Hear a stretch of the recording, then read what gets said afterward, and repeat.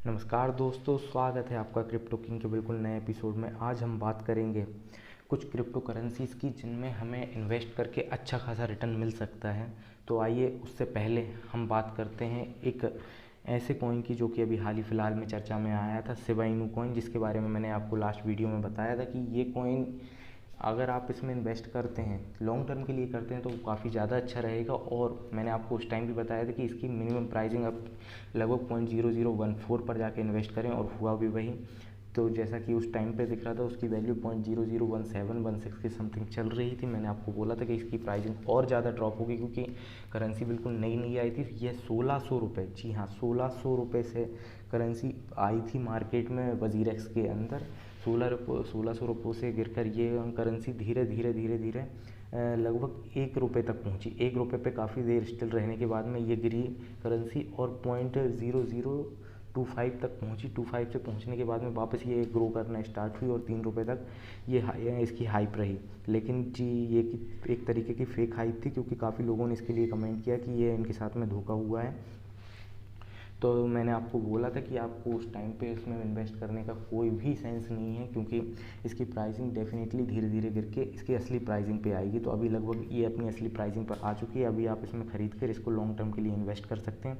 अगर आप इसमें लॉन्ग टर्म के लिए इन्वेस्ट करते हैं तो ये काफ़ी ज़्यादा सही होगा, क्योंकि अगर आप जैसे देख सकते हैं, अगर मैं इसमें आपको 500 रुपये का भी कुछ 500 रुपये अमाउंट का भी कुछ अगर जैसे मैं ख़रीदता हूँ टोकन, तो लगभग मुझे 3 लाख के समथिंग टोकन मिलते हैं।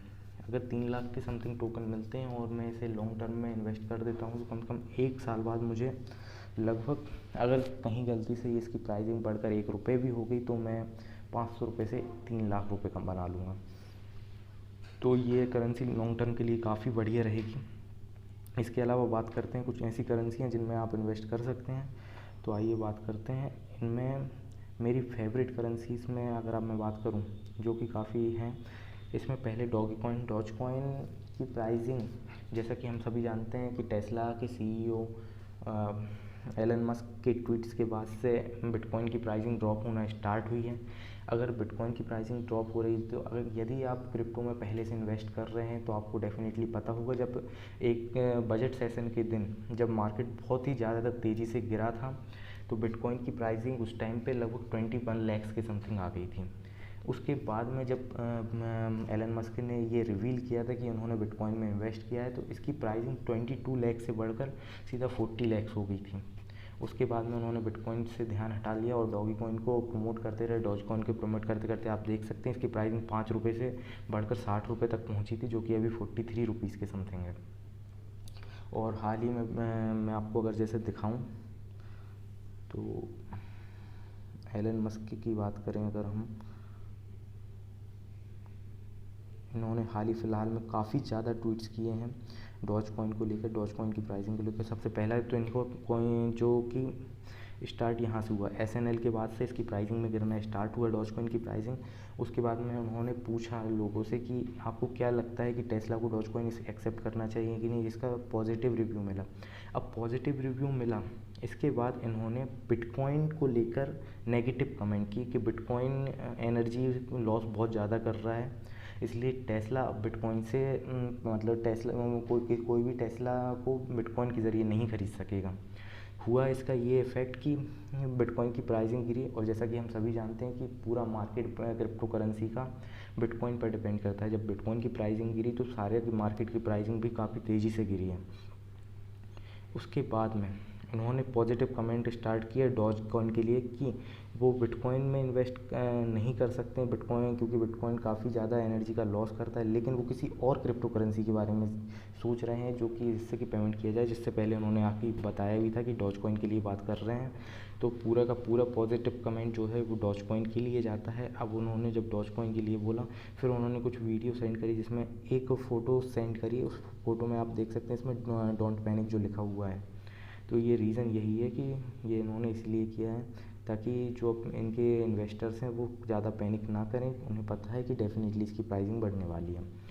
तो एलन मस्क के कारण डॉज कॉइन की प्राइसिंग में आप देख सकते हैं कि काफ़ी ज़्यादा उछाल देखने को मिला है।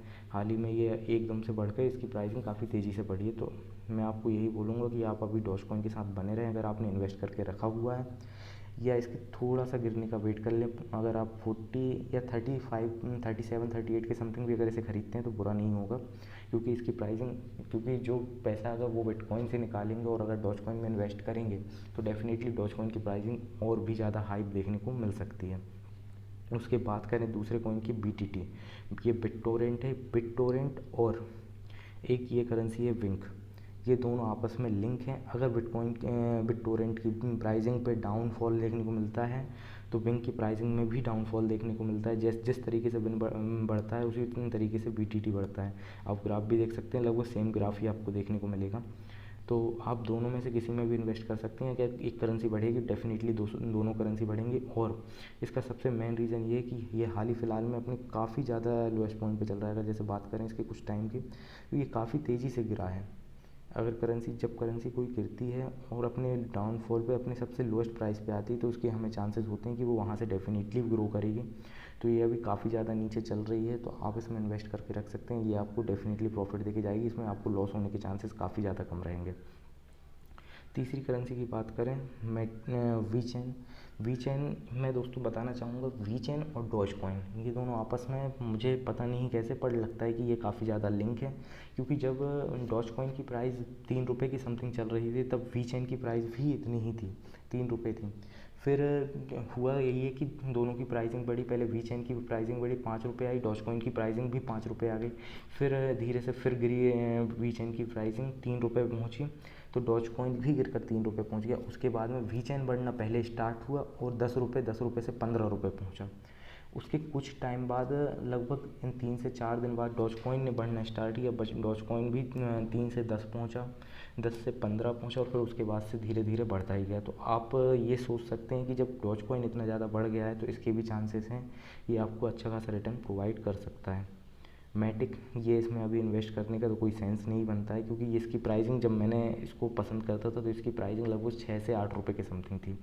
उसके बाद में इसकी प्राइसिंग काफ़ी ज़्यादा हाइप हो चुकी है। आप देख सकते हैं 6 रुपये से कोई करेंसी 127 रुपये तक पहुंच चुकी है। तो आप इसमें चाहें तो इन्वेस्ट कर सकते हैं, लेकिन इसमें आपको लॉस होने के चांसेस काफ़ी ज़्यादा हैं। तो मेरा सजेशन रहेगा कि आप इसमें इन्वेस्ट ना करें।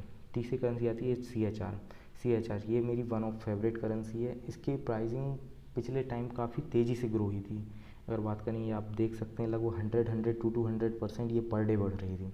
पर डे बढ़ते बढ़ते एक टाइम ये आया जब ये $0.8 के समथिंग जैसे ही पहुंची, इसकी प्राइसिंग में डाउनफॉल देखने को मिला। डाउनफॉल इतना तेज़ी से आया कि ये आप देख सकते हैं, ये मैंने ग्राफ लगाया हुआ है 12 आवर्स का है, तो आप देख सकते हैं कितनी तेज़ी से ये करेंसी गिरी है। तो इसका जो लोएस्ट पॉइंट 0.29 है अभी हाल ही के कुछ महीनों में। तो आप देख सकते हैं कोई भी करेंसी अपने लोएस्ट पॉइंट से काफ़ी कम चांसेस होते हैं कि उससे नीचे पहुंचे, तो ये 0.29 तक ही जाएगी। तो आप इसमें चाहे तो इन्वेस्ट कर सकते हैं, क्योंकि अब करेंसी के बढ़ने का टाइम हो गया। कोई भी करेंसी हो काफ़ी ज़्यादा टाइम तक नीचे नहीं गिर सकती है, तो इसमें आप इन्वेस्ट कर सकते हैं। ये आपको अच्छा खासा रिटर्न देके जाएगा। XCM, ये भी अपने हाल ही फ़िलहाल में काफ़ी ज़्यादा डाउन हुई थी, लेकिन अभी इसमें इन्वेस्ट करने का कोई सेंस नहीं है। अगर आप XCM में इन्वेस्ट करना चाहते हैं तो उससे बेटर यही रहेगा आप CHR में इन्वेस्ट कर दें। CHR से रिलेटेड एक करेंसी आती है CHZ, ये करेंसी में भी आप एक अच्छा खासा इन्वेस्ट कर सकते हैं, क्योंकि ये करेंसी $0.80 पर चल रही थी। इसके बाद में इसमें भी डाउनफॉल देखने को मिला। डाउनफॉल के बाद में इसकी प्राइसिंग काफ़ी ज़्यादा स्टेबल रही, $0.5 के समथिंग स्टेबल रहने के बाद में अब ये 0.43 पे आ गई है। तो आप इसमें भी इन्वेस्ट कर सकते हैं, क्योंकि ये करेंसी के बढ़ने के भी काफ़ी ज़्यादा चांसेस हैं। तो फिर और अंत में बात करते हैं सीवा कॉइन के बारे में। तो जैसा कि मैंने आपको बताया हुआ था कि सीवा कॉइन की प्राइसिंग में अभी आपको डाउनफॉल देखने को मिलेगा। जो हुआ भी डाउनफॉल ऐसा आया कि ये 0.0014 तक पहुंच गया। मैंने आपको बोला था कि आप इसको इतने पर इन्वेस्ट कर सकते हैं, आप अलार्म लगा के रख दीजिए 0.0014 पर। ये एक अच्छी करेंसी रहेगी आपको ख़रीदने के लिए, लॉन्ग टर्म के लिए। आप इसमें कम पैसे इन्वेस्ट करके अच्छा खासा प्रॉफिट कमा सकते हैं। तो धन्यवाद दोस्तों। अगर आपको वीडियो इन्फॉर्मेटिव लगा हो तो प्लीज़ लाइक और सब्सक्राइब करें चैनल को, और शेयर भी करें वीडियो को। और कोई आपको सजेशन देना हो या कोई जिस चीज़ में मैं आपको सुधार कर सकता हूँ, या कोई और ऐसी चीज़ जिस पर आपको वीडियो चाहिए हो, आप मुझे डेफिनेटली कमेंट बॉक्स में लिख के बता सकते हैं। आपका बहुत बहुत धन्यवाद। बने रहें हमारे साथ में। Thank you so much.